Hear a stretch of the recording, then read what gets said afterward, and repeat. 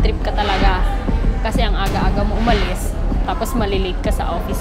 Lakad na ako pa Green Hills para doon lang ako makasakay ng bus, Pakainta. Naiinis ako pag nakikita ko na sobrang traffic. Dapat talaga parang pagtunan yung mass public transportation. Yung maraming tao yung makakasakay. Indicator na yon na meron tayong crisis kasi nga sobra-sobra na yung oras na ginugugol natin sa daan.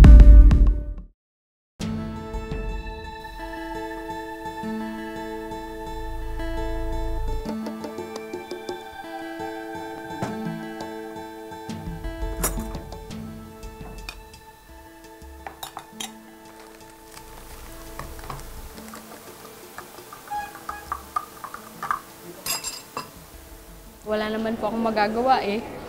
Siguro, kailangan maaga ka lang umalis ng bahay, mag-adjust ka kasi hindi yung traffic ang mag-a-adjust sa'yo. Alas 9 ang trabaho ni Naifa, pero alas 4:30 pa lang ng madaling araw naghahanda na siya. Mahigit 3 oras daw kasi ang biyahe niya mula Molino, Cavite hanggang Makati City. Pag magluluto po ako ng baon ko, 4:30, gising na ako. Then, pag hindi naman, 5 po. Para saktong 6 or before 6, makaalis na ako. 6 na buwan na siyang accounting associate sa isang hotel sa Makati. Ito raw ang una niyang trabaho.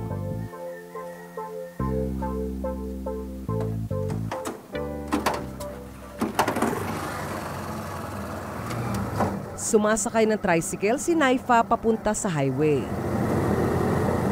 15 piso ang pamasahe niya rito. Sasakay ako ng jeep papuntang Jollibee Molino. Then, sasakay ako again ng jeep papuntang St. Dom, kung saan sa St. Dom po yung daanan ng mga bus. Then, doon po ako mag-aabang ng bus papuntang Makati.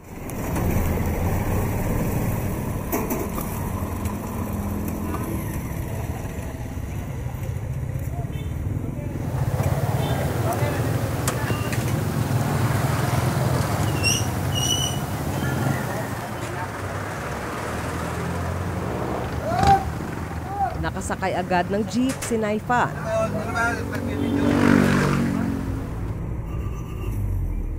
₱9 ang pamasahe niya.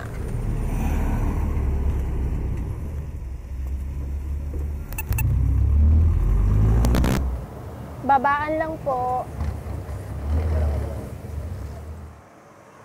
Isang jeep pa ulit ang sasakyan niya para makarating sa hintayan ng Pwede po bus. yellow caps.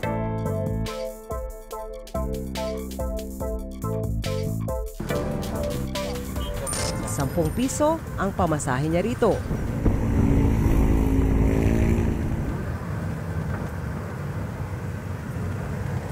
Aalis ako ng 6, makakarating ako ng work minsan, late na sa 9. So parang ang laking oras po sa akin yung nasasayang na kahit 3 hours or 2 hours, malaking bagay na po yun kasi minsan hindi na po ako nakakapag-ayos sa sarili ko.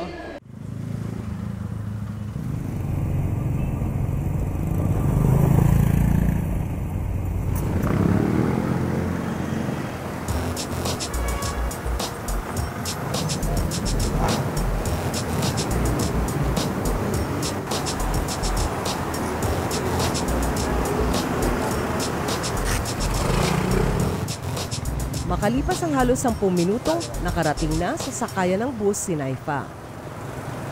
Init. Traffic at marami ng mga pasahero. Maging ang sidewalk, dinadaanan na ng motorsiklo. Hindi na kasya. Isang oras na ang nakalilipas, pero hindi pa rin nakasasakay ng bus si Naifa. Pasay na lang po tayo. Wala akong masakyan. Makalipas ang 1.5 oras, sumakay na lang siya ng van. Imbes na ₱25 na bayad sa bus, ₱35 ang bayad niya sa van na hanggang Rojas Boulevard lang. Kung hindi ako nag-van, baka hindi po ako mabot ng 9 sa time-in ko po. Pero buti na lang, may van pa na nagkasya pa.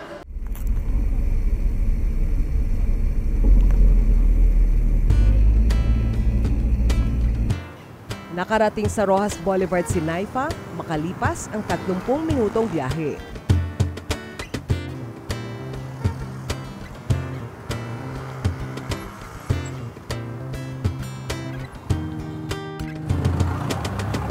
Sasakay ulit siya ng bus, diretso sa opisina sa Makati. Kahit siksikan, sumakay na siya ng bus.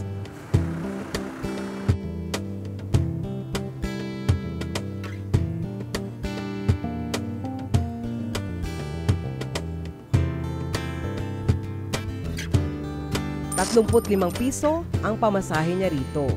Yung nandun na ako sa pintuan, yun yung pinakaayaw ko. Kasi pag may bababa or may sasakay, kailangan mong bumaba para makababa yung iba. Kasi hindi sila makakadaan. So ang hassle po nun para sa akin kasi nandun ka sa pintuan eh. So ikaw yung mag-a-adjust. Yun po yung pinakaayaw ko. Yung nasa halos halikan ko na po yung pintuan ng bus basta makasakay lang po. Makalipas ang halos 30 minuto, nakaupo siya. Hindi siya maganda. Kasi minsan naipit na yung paa ko eh. Maliit na nga, naipit pa. Ayon sa eksperto, krisis na raw ang bagal ng biyahe. Meron na tayong krisis both sa traffic at saka sa transport. Kasi alam naman natin, di ba, instead na 30 minutes lang yung biyahe ng mga tao ngayon, it takes them 2 hours. Kasama na yung paghihintay sa sasakyan. Kasi nga, sobra-sobra na yung oras na ginugugol natin sa daan or sa biyahe natin. No? Sabi nga nila, 8 oras tayo siguro sa opisina. Pero gaano katagal ba yung travel time mo? 3 oras sa umaga, 3 oras sa hapon. Makalipas ang mahigit 3 oras sa biyahe mula Cavite, nakarating si Naifa sa trabaho sa Makati. Mahigit 27 kilometro ang layo mula Molino, Cavite hanggang Makati. 1 oras at 6 na minuto lang dapat ang kadalasang biyahe. Pero si Naifa, inabot ng mahigit 3 oras. Parang naisip ko kapon, uwi na lang ako.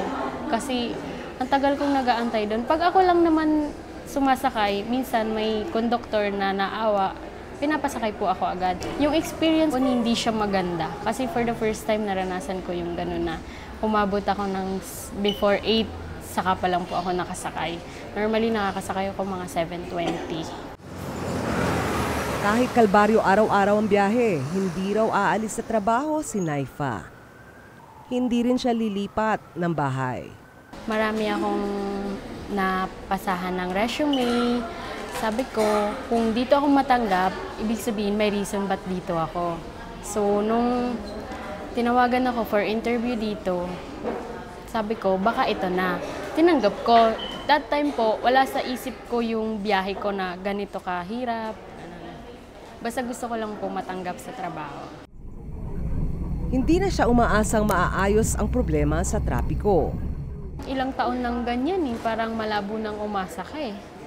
Hindi na ako umaasa na masusolusyonan ng mawala yung traffic. Siguro mabawasan, pwede pa. Pero yung may solusyon, parang wala.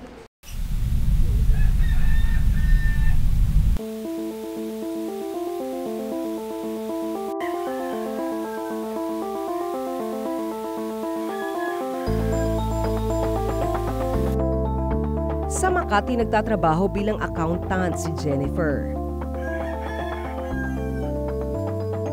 Mahigit 4 na oras ang binubuno niya sa biyahe mula Caloocan City pa Makati. Minsan, dapat before 7 kapag Monday. Kasi mas traffic yung kapag Monday. Then, pag normal days naman ng Tuesday to Friday, mga before 7:30, ganun po. Or depende kung gaano po ako kabilis magano.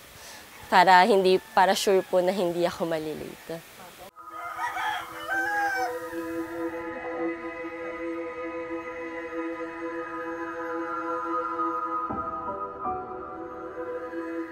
Nagtatricycle si Jennifer hanggang sakayan ng jeep.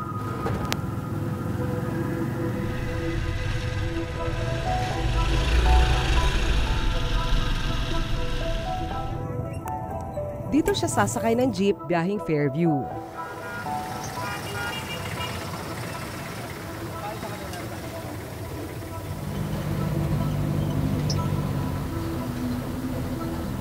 Dito po. 20 minuto ang biyahe niya sa jeep.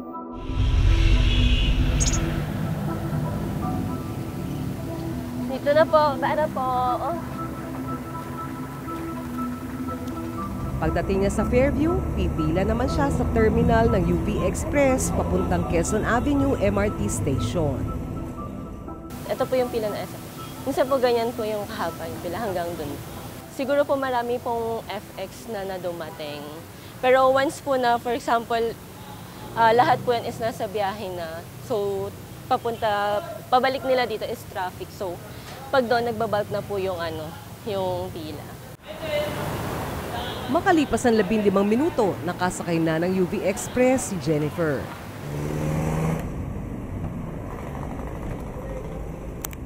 Pwede pong maging 3 siya, pero mas sobra pong traffic kasi. So, parang it consume ng ilang oras pa yung travel time ko once na hindi ko po ginawa yung ilang sakay na yun. Pwede po kasing tricycle, jeep, then after nun sa jeep terminal ng bus, papunta na po dyan dito sa Ayala. Halos 1 oras ang biyahe ni Jennifer hanggang Quezon Avenue. Sinasamantala niya ito para mag-asikaso ng online business nilang mag-asawa. Masagot ako ng inquiry, ganon. Then, ngayon is meron na din kaming physical store na nagra-run po ng magto 2 months na din po this coming 31.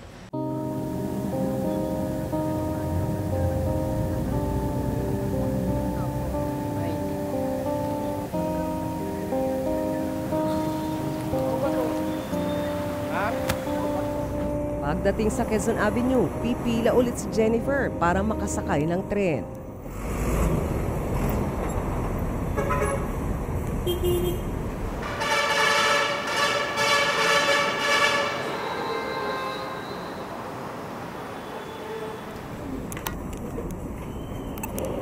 Paalala sa lahat ng pasahero, huwag mo natin pigilan ang important trains.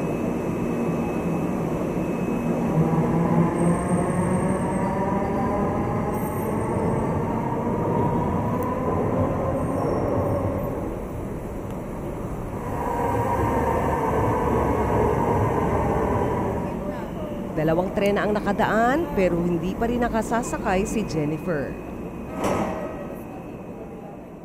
Kailangan tiyagaan po talaga kasi pag hindi mo tinaga din po yung sa MRT, kahit sobrang hirap yung yung pag-aantay, pila, siksikan, pero mas maiikli po din kasi yung yung travel time.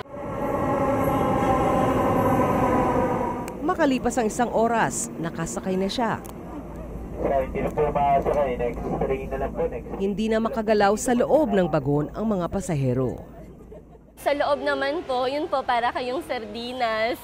Yung tipong talagang kahit ayaw mong siksikin or matulak yung katabi mo, magagawa mo dahil nga yung iba na papasok, parang nandoon din yung talagang effort nila na makapasok po, masiksik yung sarili nila. So, yung mga nasa loob po, nandoon talaga na siksikan talaga. 300,000 pasahero ang sumasakay araw-araw sa MRT3.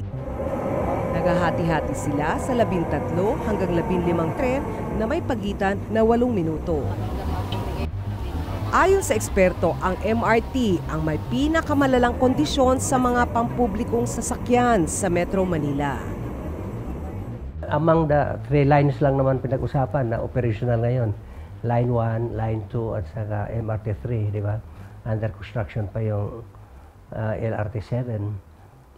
Comparatively, yung sa 3, worse talaga yung MRT 3. Nasayang. Kasi, sinasabi kong sayang, kasi nasa ibabaw sana yan ng EDSA. Kung inayos yan, in-increase yung capacity, and improve yung level of service, hindi ganun kalala ng traffic along EDSA. Ayon sa Department of Transportation o DOTR, mula Enero hanggang Setyembre ngayong taon, 18 beses nasira ang MRT. Sa July 2021, ang target namin is to really increase the number of running trains from the current 15 running trains to 20.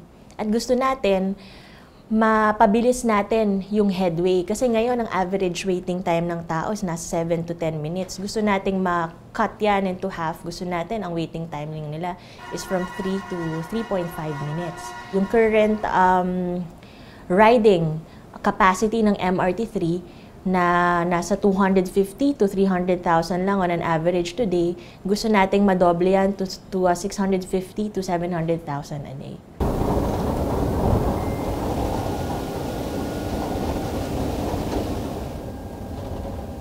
Sa loob ng mahigit 30 minuto, 6 na istasyon ng tren ang dinaanan ni Jennifer.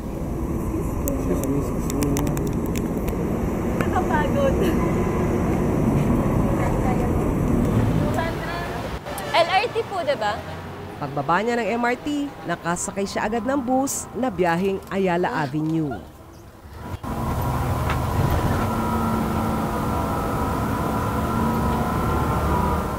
Pagdating sa babaan, maglalakad pa siya.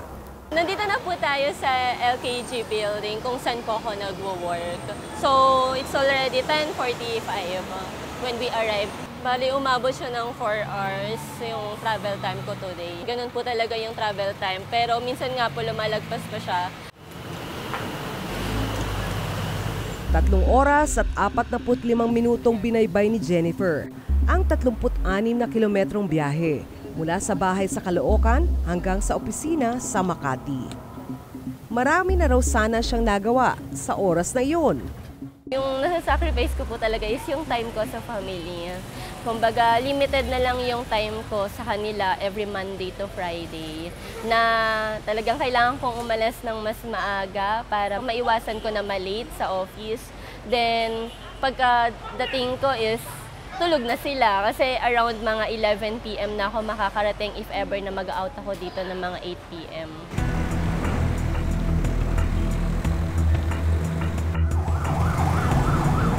Oras, pagod, pawis, puyat ang puhunan ng mga Pinoy para kumita ng marangal.